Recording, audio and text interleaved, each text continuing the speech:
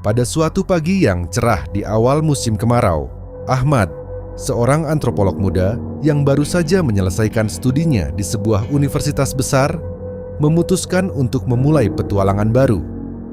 Ia mendapat informasi dari salah satu gurunya tentang sebuah desa misterius di pedalaman Kalimantan. Desa tersebut dikenal dengan sebutan Desa Tanpa Bayangan. Seperti namanya, fenomena aneh yang terjadi di sana adalah tidak adanya bayangan di bawah matahari, baik itu orang, benda, maupun bangunan. Ahmad merasa penasaran. Sebagai seorang ilmuwan dan muslim yang taat, ia selalu meyakini bahwa semua fenomena alam mempunyai alasan ilmiah dan spiritual. Berbekal ransel berisi pakaian, koran, kamera, dan Al-Quran yang selalu dibawanya, Ahmad memulai perjalanan misterius. Perjalanan Ahmad ke desanya tidak mudah. Dia harus melakukan perjalanan 2 hari, menyusuri sungai kecil yang berkelok-kelok melewati hutan Kalimantan. Hutan itu rimbun dan hijau, dipenuhi suara burung dan serangga, serta suara aliran sungai yang menenangkan. Perjalanan kami ditemani oleh seorang pria lokal setengah baya bernama Park Herman yang bertindak sebagai pemandu kami.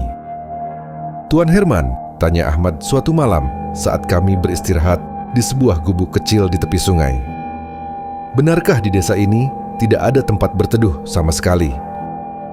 Herman hanya tersenyum lemah sambil menatap ke arah malam. "Kosong. Desa ini unik, nak. Beda orang berangkat dengan cerita yang berbeda-beda. Tapi satu hal yang pasti, tidak semua orang akan bisa memahami apa yang sebenarnya terjadi di sana." Ada sesuatu dalam cara Pak Herman berbicara, seolah-olah ada rahasia besar yang belum ia ungkapkan. Keesokan paginya, Ahmad akhirnya sampai di desa yang dimaksud. Dari kejauhan desa ini, terlihat seperti desa adat lainnya di Indonesia. Rumah kayu dibangun di atas panggung, dikelilingi persawahan dan pepohonan hijau tropis. Namun, begitu Ahmad memasuki desa tersebut, ia melihat sesuatu yang aneh. Tidak ada bayangan. Ahmad menatap kakinya. Dia berdiri di bawah terik matahari, tapi tidak ada bayangan di tanah di bawahnya. Bahkan bayangan pohon besar di dekatnya pun tidak ada.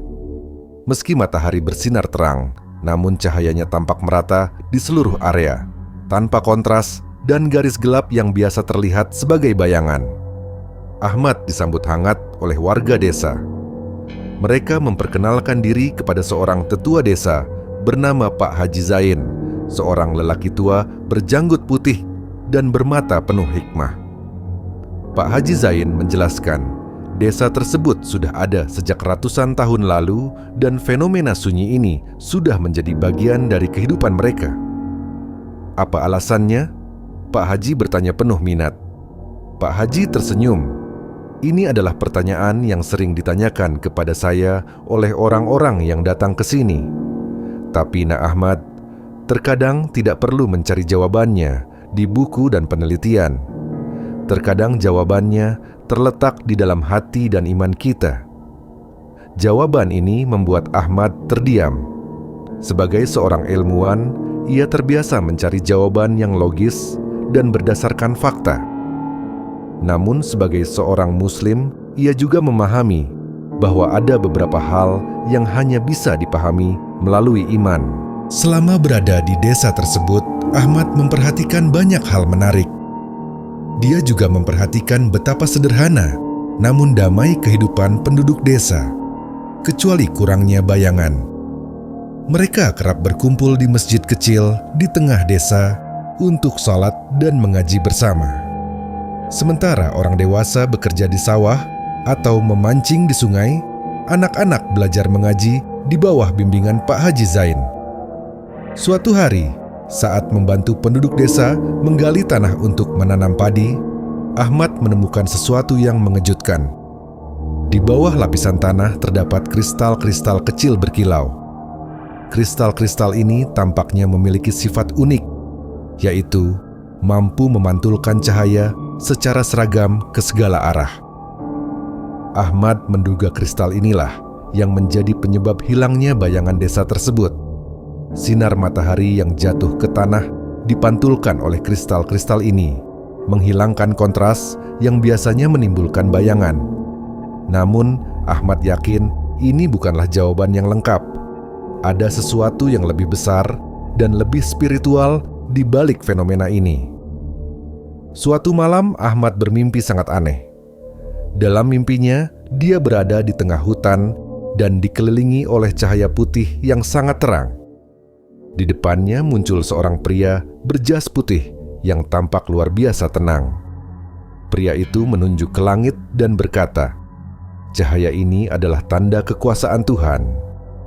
Hilangnya bayangan bukanlah suatu hal yang aneh, melainkan sebuah pengingat bahwa segala perbuatan manusia tidak pernah disembunyikan. Ahmad terbangun dengan perasaan campur aduk. Ia merasa bahwa mimpinya adalah sebuah petunjuk, pesan dari Tuhan yang mengingatkan dirinya dan mungkin seluruh masyarakat akan pentingnya transparansi dan kejujuran dalam hidup. Ahmad kemudian menceritakan kepada penduduk desa tentang apa yang dia rasakan dan temukan. Dalam khotbah singkatnya, dia berkata, "Namun di desa ini, Allah menunjukkan kepada kita bagaimana hidup jujur dan ikhlas tanpa bayang-bayang.